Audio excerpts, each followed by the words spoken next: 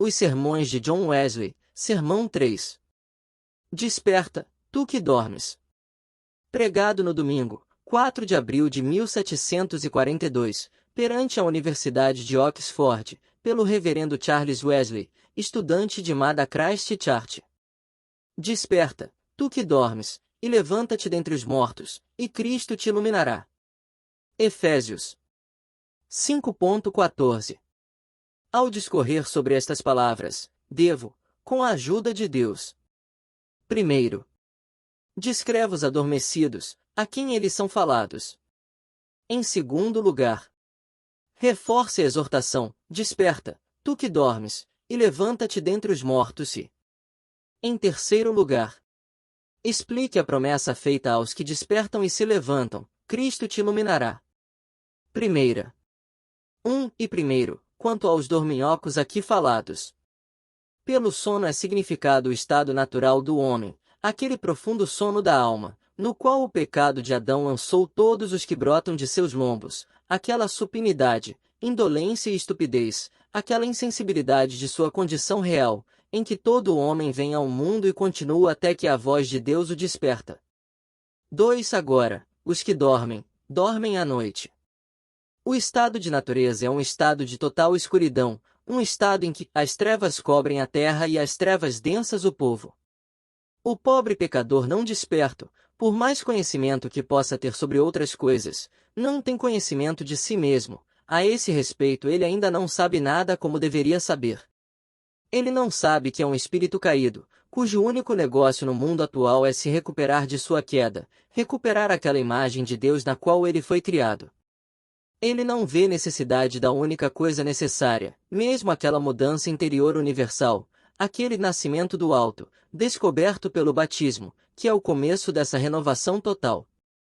Aquela santificação do espírito, alma e corpo, sem a qual ninguém verá o Senhor. 3. Cheio de todas as doenças como ele é, ele se imagina em perfeita saúde. Preso na miséria e no ferro, ele sonha que está em liberdade. Ele diz: paz. Paz, enquanto o diabo, como um homem forte e armado, está em plena posse de sua alma. Ele ainda dorme e descansa, embora o inferno seja movido de baixo para encontrá-lo, embora a cova de onde não há retorno tenha aberto sua boca para engoli-lo. Um fogo está aceso ao seu redor, mas ele não sabe disso. Sim, isso queima, mas ele não leva isso a sério.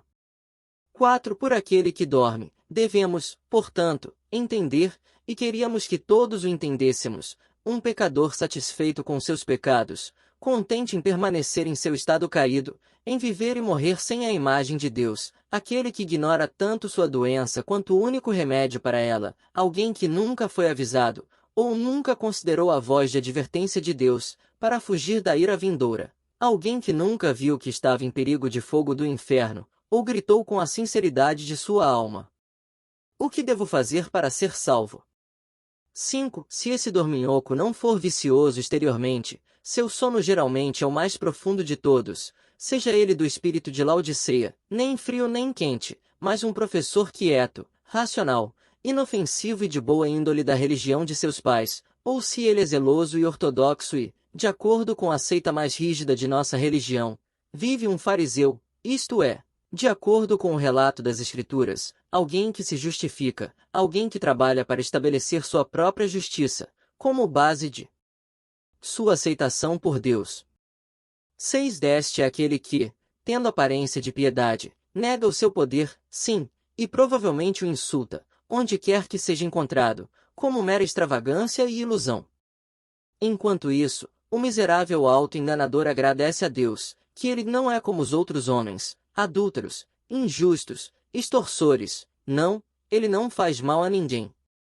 Ele jejua 2 vezes por semana, usa todos os meios de graça, é constante na igreja e no sacramento, sim, e dá o dízimo de tudo que tem, faz todo o bem que pode tocar na justiça da lei, ele é irrepreensível, ele não quer nada da piedade, mas o poder, nada de religião, mas o espírito, nada do cristianismo, mas a verdade e a vida.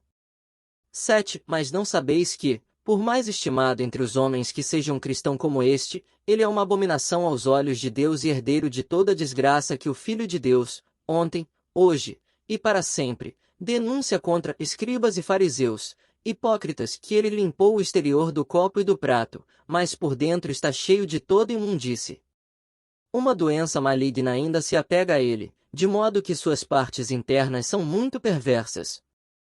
Nosso Senhor o compara adequadamente a um sepulcro pintado, que parece bonito por fora, mas, no entanto, está cheio de ossos de homens mortos.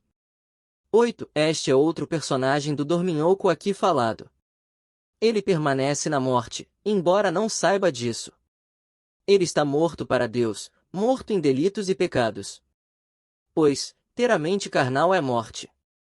Assim como está escrito, por um homem entrou o pecado no mundo, e pelo pecado a morte, assim também a morte passou a todos os homens, não apenas a morte temporal, mas também espiritual e eterna. No dia em que comeres, disse Deus a Adão, certamente morrerás, não corporalmente, a menos que ele se tornasse mortal, mas espiritualmente. Você perderá a vida de sua alma, morrerás para Deus, dele serás separado. 9. Assim, primeiro foi dissolvida a união vital de nossa alma com Deus, de modo que, no meio da vida natural, estamos agora na morte espiritual. E aqui permanecemos até que o segundo Adão se torne um espírito vivificante para nós, até que ele ressuscite os mortos em pecado, em prazer, riquezas ou honras. Mas, antes que qualquer alma morta possa viver, ele ouve a voz do Filho de Deus, ele se dá conta de seu estado perdido e recebe a sentença de morte em si mesmo. Ele sabe que está morto enquanto vive, morto para Deus, e todas as coisas de Deus. 10. E o mais certo é que alguém morto em pecado não tem sentidos exercitados para discernir o bem e o mal espirituais. Tendo olhos, não vê, tem ouvidos, e não ouve, ele não prova e vê que o Senhor é misericordioso. Ele nunca viu Deus, nem ouviu sua voz, nem manipulou a palavra da vida. Em vão é o nome de Jesus, como unguento derramado, e todas as suas vestes cheiram a mirra, aloés e cássia. A alma que dorme na morte não tem percepção de nenhum objeto desse tipo. Seu coração está além do sentimento, e não entende nenhuma dessas coisas.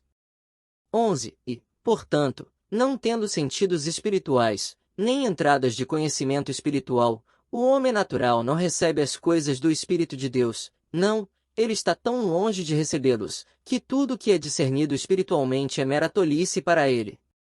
Ele não se contenta em ser totalmente ignorante das coisas espirituais, mas nega a própria existência delas. E a própria sensação espiritual é para ele a tolice da loucura. Como, diz ele, podem ser essas coisas? Como pode qualquer homem saber que está vivo para Deus? Assim como você sabe que seu corpo agora está vivo. A fé é a vida da alma, e se tendes esta vida habitando em vós. 12. Se ele agora não dá testemunho com teu espírito de que tu és um filho de Deus, que ele possa te convencer, pobre pecador não desperto, por sua demonstração e poder, que tu és um filho do diabo. O que, como eu profetizo, pode haver agora um barulho e um tremor, e que os ossos se juntem, osso com osso. Então venha dos quatro ventos, ó sopro, e sopre sobre esses mortos, para que vivam. E não endureçais vossos corações e resistais ao Espírito Santo, que mesmo agora veio para vos convencer do pecado, porque não credes no nome do unigênito Filho de Deus. 2. Portanto, desperta, tu que dormes, e levanta-te dentre os mortos. Deus te chama agora pela minha boca, e pede que você conheça a si mesmo, espírito caído, seu verdadeiro estado e única preocupação abaixo. O que você quer dizer, ó dorminhoco? Levante-se. Invoque o seu Deus, se assim for, o seu Deus pensará em você, para que você não pereça. Uma poderosa tempestade está se levantando ao seu redor, e você está afundando nas profundezas da perdição, no abismo dos julgamentos de Deus. Se você quiser escapar deles, lance-se neles. Julgue a si mesmo, e você não será julgado pelo Senhor. 2. Desperte, desperte. Levante-se neste momento, para que não beba da mão do Senhor o cálice de sua fúria. Desperte para se apegar ao Senhor, o Senhor, sua justiça, poderoso para salvar. Sacuda-se do pó. Pelo menos, deixe o terremoto das ameaças de Deus te abalar. Acorde e clame com o carcereiro trêmulo: o que devo fazer para ser salvo? E nunca descanse até que você acredite no Senhor Jesus, com uma fé que é seu dom, pela operação de seu Espírito. 3. Se falo a algum de vós, mais do que a outro, é a ti, que te julgas despreocupado nesta exortação. Tenho uma mensagem de Deus para ti. Em seu nome, eu te advirto para fugir da ira vindoura. Alma profana, veja sua imagem no condenado Pedro, deitado na masmorra escura, entre os soldados, preso com 2 correntes, os guardas diante da porta mantendo a prisão. A noite está alta, a manhã está próxima, quando você deve ser levado para a execução. E nestas terríveis circunstâncias, tu estás profundamente adormecido nos braços do diabo, à beira do poço.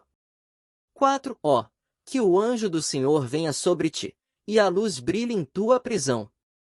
E que possas sentir o golpe de uma mão todo-poderosa, levantando-te, levanta-te depressa, cinge-te, calça as tuas sandálias, envolve-te com as tuas vestes e segue-me. 5. Desperte, Espírito eterno, de seu sonho de felicidade mundana. Deus não te criou para si mesmo? Então você não pode descansar até que descanse nele. Volta, andarilho. Voe de volta para a tua arca, esta não é a tua casa. Não pense em construir tabernáculos aqui. Tu és apenas um estrangeiro, um peregrino na terra, uma criatura de um dia, mas apenas se lançando em um estado imutável. Depressa. A eternidade está próxima. A eternidade depende deste momento. Uma eternidade de felicidade ou uma eternidade de miséria.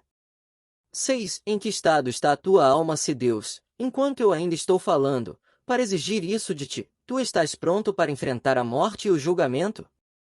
Tu reúne-te para ser participante da herança dos santos na luz. Tu lutaste o bom combate, guardaste a fé, garantiste a única coisa necessária, recuperaste a imagem de Deus. Mesmo a justiça e a verdadeira santidade tens. Despoja-te do velho homem e veste-te do novo. Estás revestido de Cristo. 7. Tens óleo em tua lâmpada, graça em teu coração? Tu amas o Senhor teu Deus de todo o teu coração, e de todo o teu entendimento, e de toda a tua alma, e de todas as tuas forças. Tem aquela mente em ti, que estava também em Cristo Jesus. És verdadeiro cristão, isto é, nova criatura. As coisas velhas já passaram e tudo se fez novo. 8. Tu és um participante da natureza divina. Não sabes que Cristo está em ti, a menos que sejas reprovado. Sabes que Deus habita em ti, e tu em Deus, por seu Espírito, que Ele tem dado a ti. Você não sabe que teu corpo é um templo do Espírito Santo, que tens de Deus. Tu tens o testemunho em ti mesmo, o penhor de tua herança. Você recebeu o Espírito Santo? Ou você começa com a pergunta, sem saber se há algum Espírito Santo? 9. Se isso te ofende, esteja certo de que você não é um cristão, nem deseja sê-lo. Não, tua própria oração é transformada em pecado, e você solenemente zombou de Deus neste mesmo dia, orando pela inspiração de seu Espírito Santo, quando você não acreditava que tal coisa pudesse ser recebida. 10. No entanto, com base na autoridade da Palavra de Deus e de nossa própria Igreja, devo repetir a pergunta: você recebeu o Espírito Santo? Se não o recebeu, ainda não é um cristão. Pois um cristão é um homem que é ungido com o Espírito Santo e com poder. Ainda não te tornaste participante da religião pura e imaculada. Você sabe o que é religião, que é uma participação da natureza divina, a vida de Deus na alma do homem, Cristo formado no coração, Cristo em ti, a esperança da glória, felicidade e santidade. O céu começou na terra, um reino de Deus dentro de ti. Não comida e bebida, nenhuma coisa exterior, mas justiça, e paz, e alegria no Espírito Santo, um reino eterno introduzido em tua alma, uma paz de Deus que excede todo o entendimento, uma alegria indescritível e cheia de glória. 11. Sabes tu que em Jesus Cristo, nem a circuncisão tem valor algum, nem a incircuncisão, mas a fé que opera pelo amor, mas uma nova criação. Vês a necessidade dessa mudança interior, desse nascimento espiritual, dessa vida dentre os mortos, dessa santidade, e estás plenamente convencido de que sem ela ninguém verá o Senhor. Diligência para garantir a tua vocação e eleição. operando a tua salvação com temor e tremor, agonizando para entrar pela porta estreita. Ó Deus, arte a coisa que eu anseio. Senhor, tu sabes todas as coisas, tu sabes que eu te amaria. 12. Tu esperas ser salvo, mas que razão tens para dar da esperança que há em ti? É porque não fizeste mal ou porque fizeste muito bem ou porque não és como os outros homens, mas sábio, ou instruído, ou honesto, e moralmente bom, estimado pelos homens, e de boa reputação ai de mim. Tudo isso nunca o levará a Deus. É em sua conta mais leve que a vaidade. Tu conheces Jesus Cristo, a quem ele enviou. Ele te ensinou que pela graça somos salvos, por meio da fé. 13. Que em todas essas questões você possa ouvir a voz que desperta os mortos, e sinta aquele martelo da palavra, que quebra as rochas em pedaços. Se ouvirdes a sua voz hoje, enquanto é chamado hoje, não endureçais os vossos corações.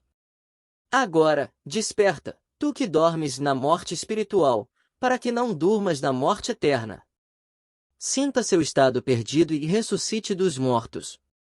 Deixe seus velhos companheiros no pecado e na morte. Segue tu Jesus, e deixe os mortos enterrarem os seus mortos. Salve-se desta geração perversa. Sai do meio deles, separa-te, e não toques em coisas impuras. Terceira. Esta promessa, venho, por último, explicar. E quão encorajadora é esta consideração, que quem quer que seja, que obedece ao seu chamado, não pode buscar sua face em vão. Se tu mesmo agora despertaste e ressuscitaste dentre os mortos, ele se comprometeu a dar-te luz. O Senhor te dará graça e glória, a luz de sua graça aqui, e a luz de sua glória quando você recebe a coroa que não desaparece. A tua luz romperá como a manhã, e as tuas trevas serão como o meio-dia. Deus, que ordenou que a luz brilhasse nas trevas, brilhará em teu coração, para dar o conhecimento da glória de Deus na face de Jesus Cristo. Sobre aqueles que temem ao Senhor nascerá o sol da justiça, trazendo cura em suas asas, brilhar, porque já vem a tua luz, e a glória do Senhor vai nascendo sobre ti. Pois Cristo se revelará em ti, e ele é a verdadeira luz. 2. Deus é luz e se entregará a todo pecador desperto que espera por ele, e então serás um templo do Deus vivo, e Cristo habitará em teu coração pela fé, e, estando enraizado e fundamentado no amor, você será capaz de compreender com todos os santos qual é a largura, o comprimento, a profundidade e a altura daquele amor de Cristo que excede o conhecimento. 3. Vedes a vossa vocação, irmãos. Somos chamados a ser uma habitação de Deus por meio de seu Espírito, e, por meio de seu Espírito habitando em nós, sermos santos aqui participantes da herança dos santos na luz. Tão grandes são as promessas que nos são dadas, realmente dadas a nós que cremos. Pois pela fé recebemos, não o Espírito do mundo, mas o Espírito que é de Deus, a soma de todas as promessas, para que possamos conhecer as coisas que nos são dadas gratuitamente por Deus. 4. O Espírito de Cristo é aquele grande dom de Deus, que em diversas ocasiões e de diversas maneiras, ele prometeu ao homem e concedeu plenamente desde o tempo em que Cristo foi glorificado. Essas promessas, antes feitas aos pais, ele assim cumpriu: porei dentro de vós o meu Espírito, e farei que andeis nos meus estatutos. Ezequiel 36, 27. Derramarei água sobre o sedento, e rio sobre a terra seca. Derramarei o meu Espírito sobre a tua semente, e a minha bênção sobre a tua descendência. Isaías 44, 3. 5. Todos vocês podem ser testemunhas vivas dessas coisas, da remissão dos pecados e do dom do Espírito Santo. Se tu podes acreditar, todas as coisas são possíveis para aquele que crê. Quem dentre vós teme ao Senhor e ainda anda nas trevas e não tem luz? Eu te pergunto, em nome de Jesus, acredita que seu braço não está encurtado de forma alguma, que ele ainda é poderoso para salvar, que ele é o mesmo ontem, hoje e para sempre, que agora tem poder na terra para perdoar pecados. Filho, tem bom ânimo, os teus pecados estão perdoados. Deus, pelo amor de Cristo, te perdoou. Receba isto, não como a palavra do homem, mas como é, na verdade, a palavra de Deus, e tu és justificado gratuitamente pela fé. tu também serás santificado pela fé que é em Jesus, e colocarás em teu selo, sim, o teu, que Deus nos deu vida, e esta vida está em seu Filho.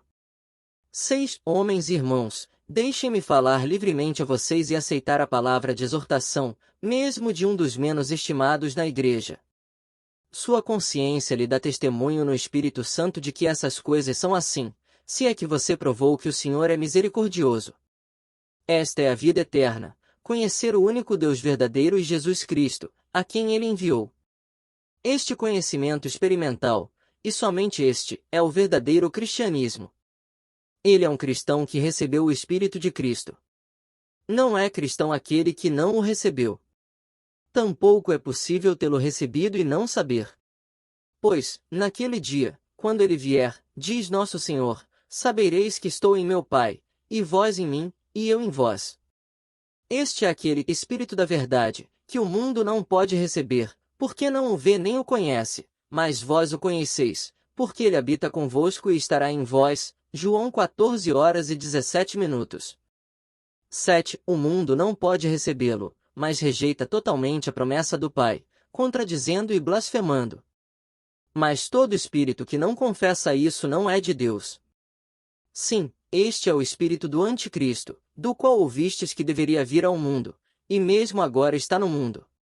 Ele é o Anticristo, todo aquele que nega a inspiração do Espírito Santo, ou que a habitação do Espírito de Deus é o privilégio comum de todos os crentes, a bênção do Evangelho, o dom indizível, a promessa universal, o critério de um verdadeiro cristão.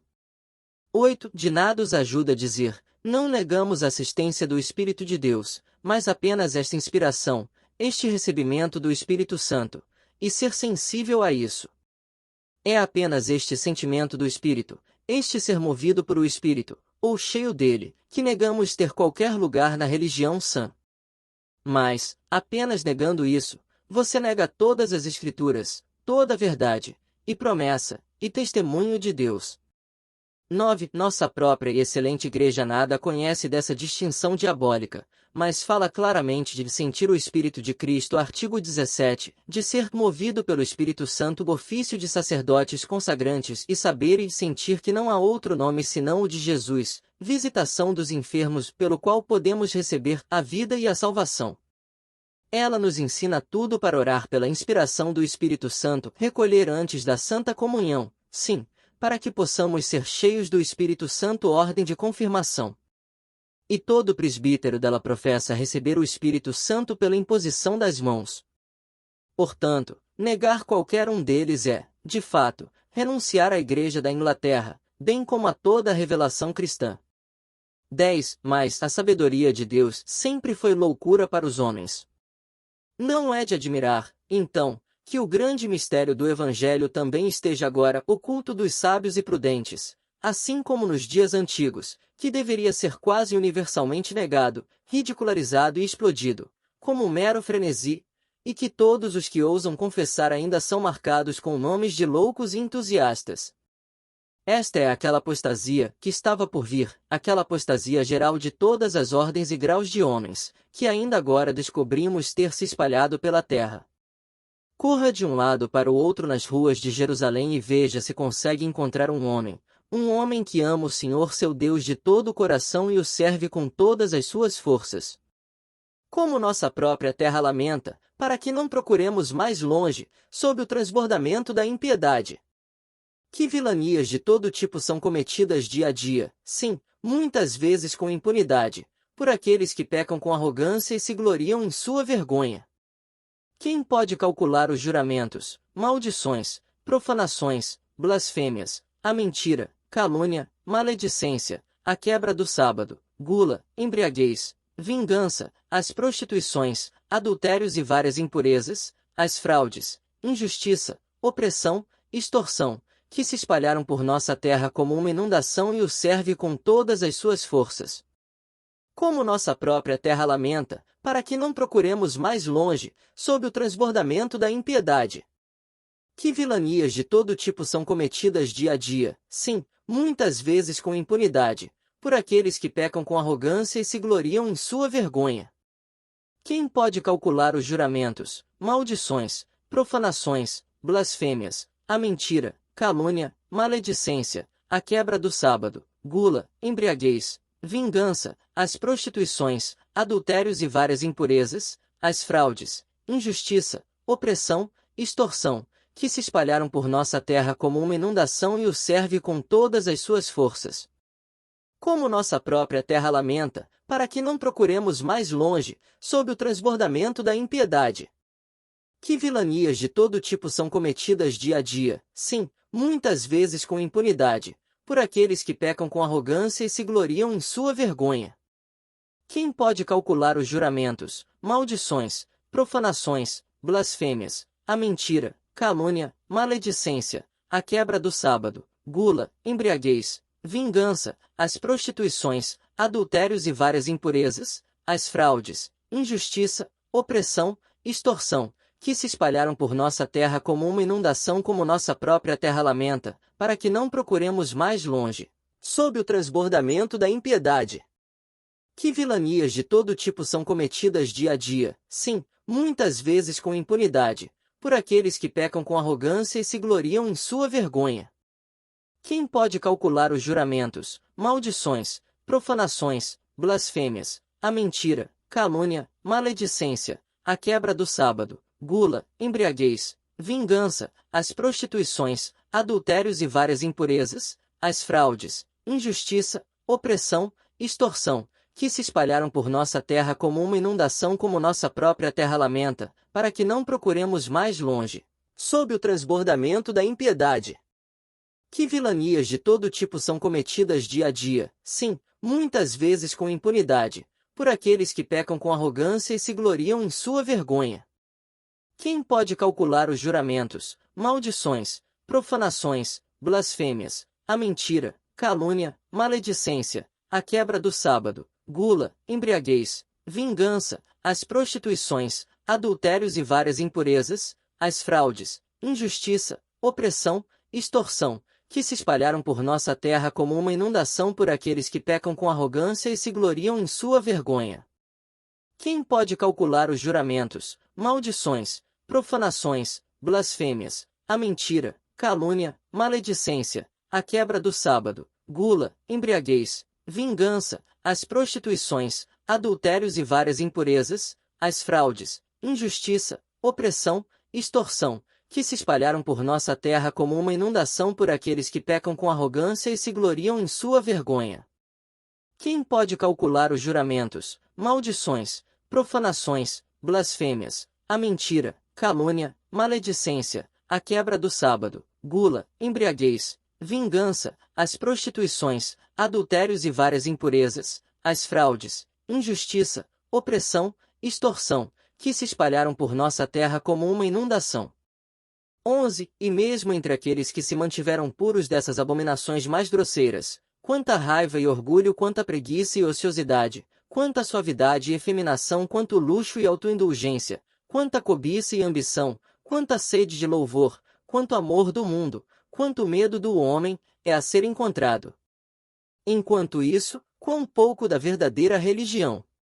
Pois, onde está aquele que ama a Deus ou ao próximo, como ele nos deu mandamento?